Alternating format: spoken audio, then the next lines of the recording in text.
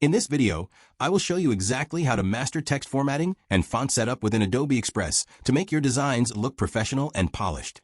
Let us start by selecting the text box on your canvas, which will immediately open the Editing Properties menu. You will notice the text panel appear on the left side of your screen, where all your essential formatting tools are located. If you want to emphasize certain words, look directly below the Font Selection drop-down menu for the bold, italic, and underline icons. Keep in mind that if the bold or italic icons appear grayed out, it simply means the specific font family you have chosen does not support those styles.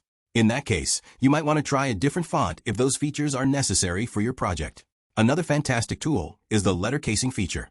By clicking on the double A icon menu, you can instantly swap your entire text block between all caps, lowercase, or title case without having to retype a single word.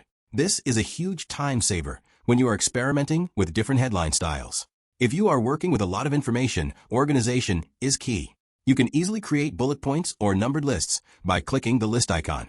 This will automatically convert your standard text rows into a clean and organized format that is much easier for your audience to read.